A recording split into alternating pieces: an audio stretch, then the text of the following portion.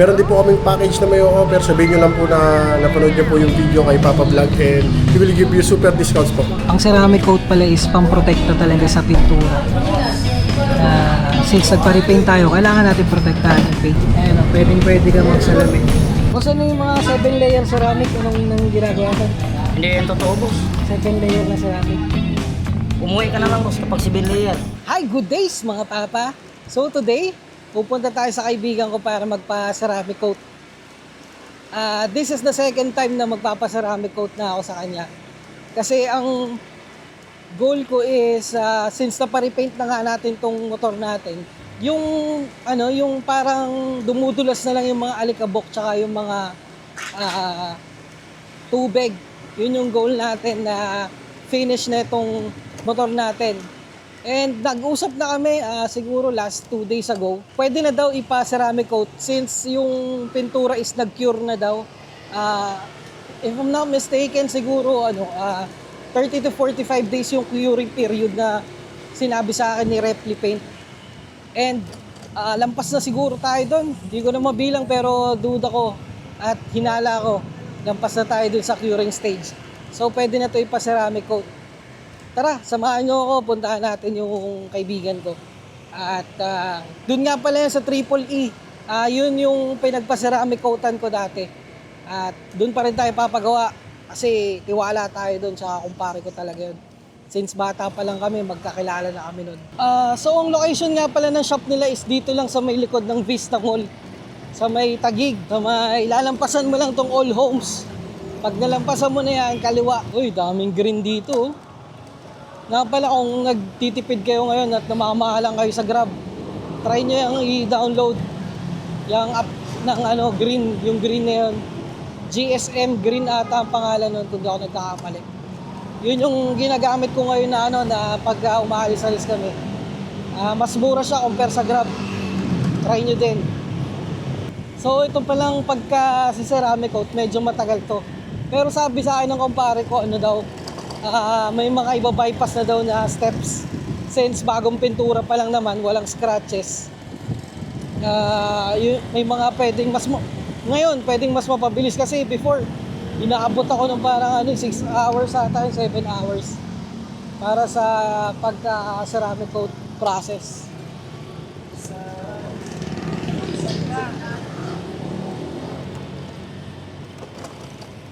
Let's go. Dito yan. Pagka kaliwa nyo, dito na kung kakaliwa na kayo dito.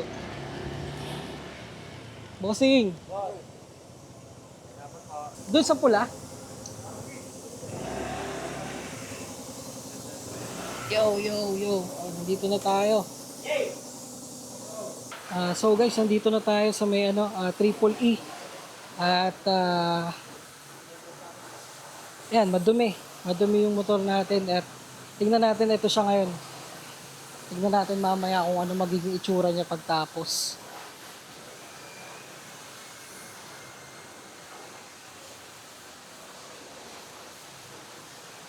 Yan yung motor. Tingnan natin mamaya pagtapos.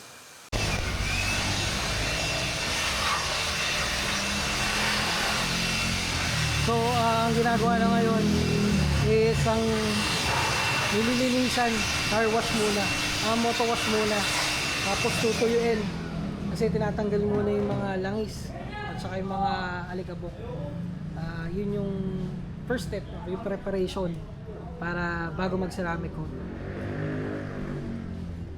Make sure na walang mga langis, saka tuyo talaga yung yung apply ng ceramic coat. So ito, yung first step na gagawin natin dito is kailangan muna natin itong i-cut. Cutting yan, bossing, no? Cutting. Para lumabas yung talagang kulay niya, yung kintab. Lumabas na.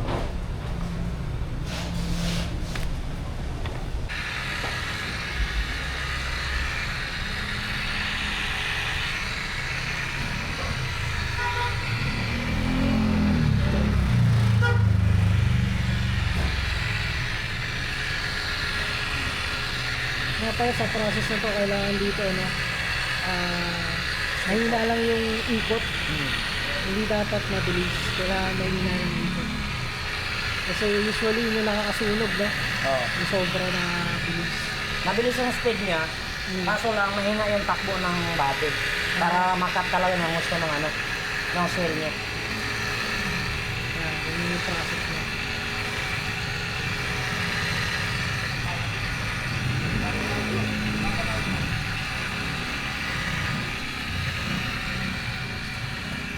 Dek, mukha ka ng Gion, Dek. Saan kita bossing sa ano? Black.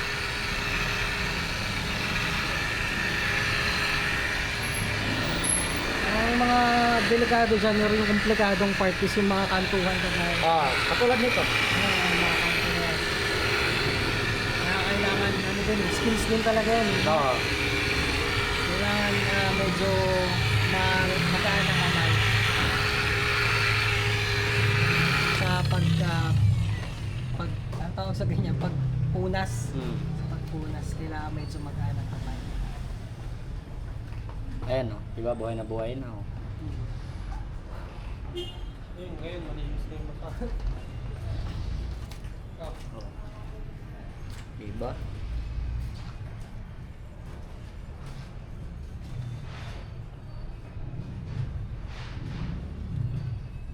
Yan lang, kasimple. Yan Gion. So, nandito na tayo sa may harapan, sa harapang part.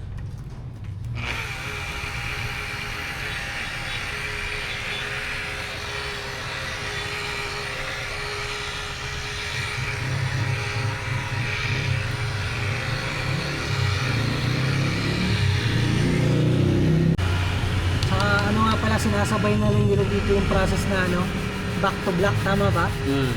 Yung mga namumuting parts. Siyempre hindi rin to pwedeng punasan ng ceramic coat eh. Iba kasi yung ano yan, composition, yung plastic niyan. Kaya iba yung ina-apply dyan sa part na yan. Yung mga parang matte yung pagkaka-finish, iba dapat ang nilalagay dyan. So yan, yun yung ginagawa nila processes, yung tawag is back to black. Magiging black na uli siya.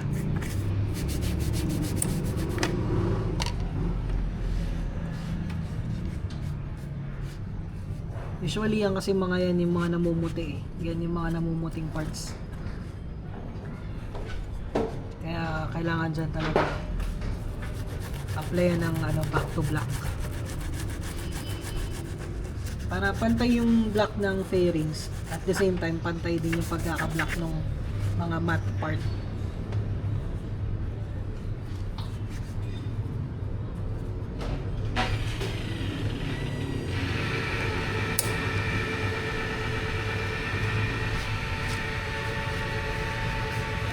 Ayan o, Yung black na siya. Oh. Pantay na siya yung pagka-black. Ayan, naging black na. Diba? Kaya magpagpapaceramic coat kayo dito, sabay nyo na din to. Para automatic makintab yung fairings nyo at the same time, mga namumuting parts is magiging black na ulit. So ito nga pala yung afternoon na, ano lang ba yung kanina? Tama yung pangalan. After na malabahan, parang nilabahan lang yun, di ba? Sabon lang. Ano yun, ginamitan ng Polyma-Pro yun. Okay. Bago yung So, black to black. So after nga pala nung application kanina nung parang toothbrush, ito na yung ginagamit, yung back to black na talaga. Para bumalik na sa pagka-black. Papansin nyo kanina, white na white yan. Ito na siya ngayon, black.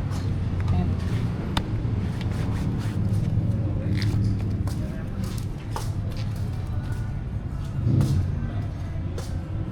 So, pati dito pala yung ano, tambutso, nilalagyan din nila ng back to black. Ayan.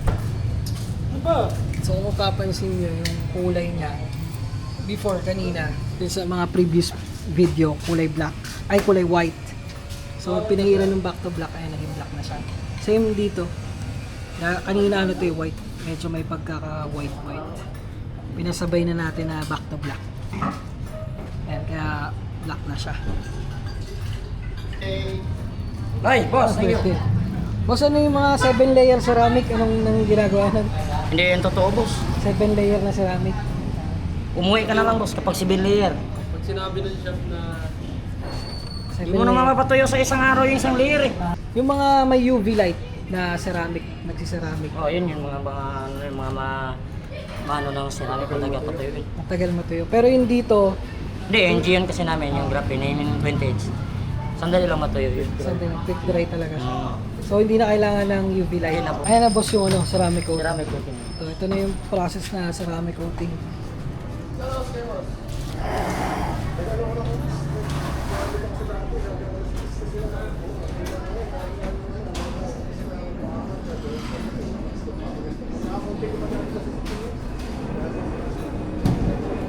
Ang ceramic coat boss, ano yung pinoprotektahan niya? Pintura. Ang Ito ceramic yung nagpipintura, ito yung nagpoproteksyon ng punti at pintura. Yan. Ceramic coating. Yan. Yung gusto ko naman protektahan yung ceramic mo, yung wax. I-wax mo para maprotektahan yung Oo. ceramic coat. Pero after ma-ceramic coat, mga ilang linggo bago magpa-wax? Kahit mga isang buwan. Isang buwan bago magpa-wax. Hand wax lang. Hand wax.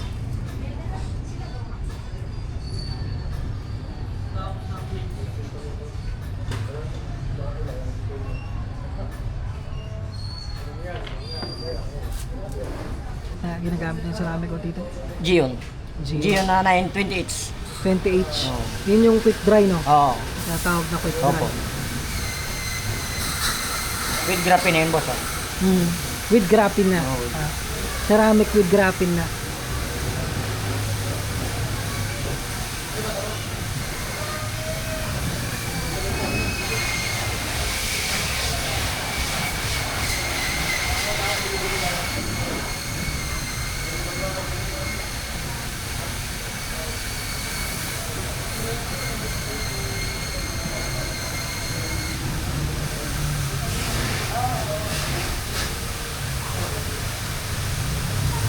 Yung napapansin nyo medyo parang kulay green sa video kasi kulay green kasi ito eh. Ayan ang kabila. Kaya parang nagre-reflect na parang green. Ayan. Pero black na black yan pagka naliwanagan sa araw.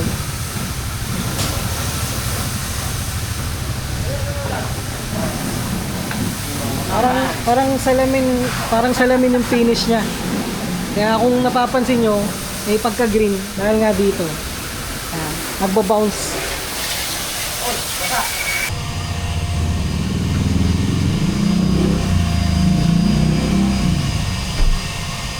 Grabe sa kintab.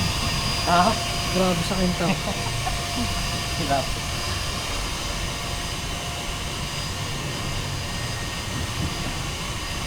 Ayan, kung nakikita nyo, no, habang pinupunasan, Oo.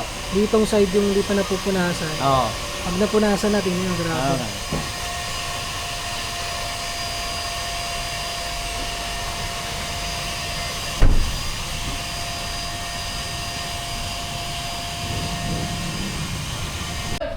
So guys, almost done na tayo dito. Yung mga konting detalye na lang nilalagyan. And after nyan, yan na yung finished product. So all in all, naging okay naman ako sa kinalabasan. Sobrang naging glossy niya ulit. At yun nga, sabi ni Kuya, yung nag-ceramic coat is, ang ceramic coat pala is pamprotekta talaga sa pintura. Since nagpa-repaint tayo, kailangan natin protektahan yung paint.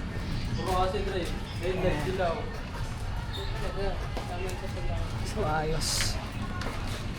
Kasi anong tawag dyan sa last part na yan? Tama ba? Yan. Surface to boss? Surface? Oo. Anong ginagawa ng surface? Ito yung nagbubuhay ng ceramic. Kaso lang liquid lang siya. Booster yan, booster. Booster. So nilagyan pa pala tayo ng ng booster, ng ceramic booster. Pag nagpagawa kayo dito, sure na sure. Dahil bibigyan din kayo ng ganyan na din. Back to black, ceramic coat, graphene, saka yung booster kung tawagin nila. Para mas lalo talagang pumutok yung kulay.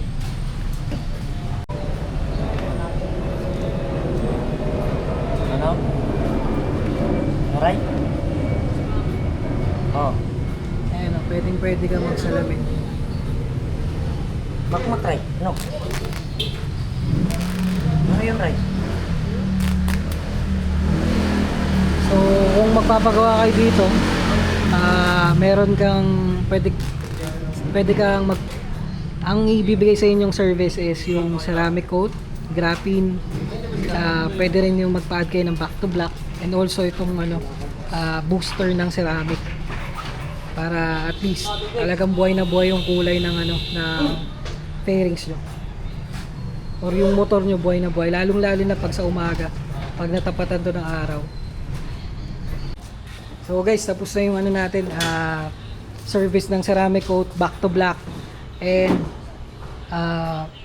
nilagyan din ng booster, ceramic booster yung natin, yung pagkaka-finish ng sa motorcycle natin. Good evening po. If gusto niyo pong i-avail yung ceramic coating services namin, you can reach out po EEE Auto Spy and Detailing sa Facebook. Meron po kami mga services na ino-offer sa inyo, like ceramic coating, back to black, and then exterior detailing para sa mga motorcycle. Meron din po kaming package na may offer. Sabihin nyo lang po na napanood nyo po yung video kay Papa Vlog, and we will give you super discounts po para sa mga services. Pag gusto nyo po ma-achieve yung ganitong output, feel free to message us. Thank you.